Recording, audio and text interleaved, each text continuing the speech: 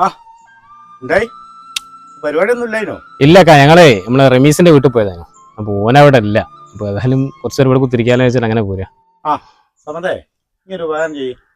അപ്പൊ ഇടിയെന്നേ ലേശം ചായ കൂട്ടാൻ വാങ്ങിക്കോ. ആയിക്കോട്ടെ, ഞാൻ വാങ്ങിക്കോളാം. അല്ലടോ പൈസ? അത് കുഴപ്പമില്ല, ഞാൻ എടുത്തോളാം. അല്ലടോ എന്നോട് ഒരുപാട് പ്രാവശ്യം പറഞ്ഞല്ലോ ഓനെയും കുട്ടി ഇപ്പോൾ ഒരാൾക്ക് ഇനി വരരുതെന്ന്.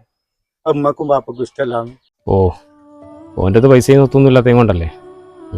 അല്ല ഉമ്മക്കും പാപ്പക്കും ഇഷ്ടമില്ലാന്നോ അല്ലെങ്കിൽ നിങ്ങൾക്കൂടി ഇഷ്ടമില്ലാന്നുണ്ടോ?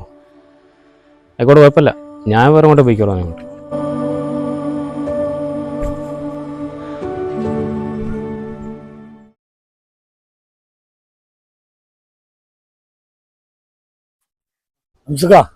ഞാൻ ഇങ്ങളെ നോക്കി പോരേക്ക് വരുന്നു. ഞാൻ പറമ്പിൽ പണിക്കാരുണ്ടായിരുന്നു, അവിടെ പോയി വരികയാണ്. എന്താ പ്രത്യേകിച്ച്? പിന്നെ എന്റെ വീടുകളുണ്ട്.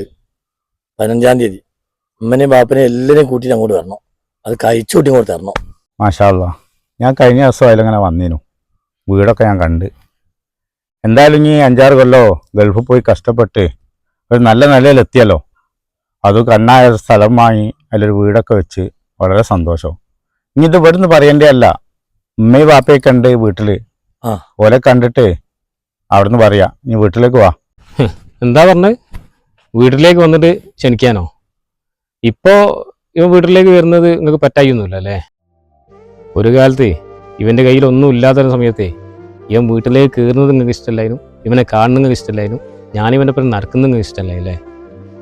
ഇപ്പോൾ അത്യാവശ്യം സ്വത്തും പണവും ഒരേയൊക്കെ ആയപ്പോൾ നിങ്ങൾക്ക് ഓനെ പറ്റും, ഓൻ വീട്ടിലേക്ക് വരാം, ഓനെ വീട്ടിൽ കയറ്റാം, ഒരു കുഴപ്പമില്ല. ഒരിക്കലും ആളുകളങ്ങനെ വേർതിരിച്ച് കാണരുത്.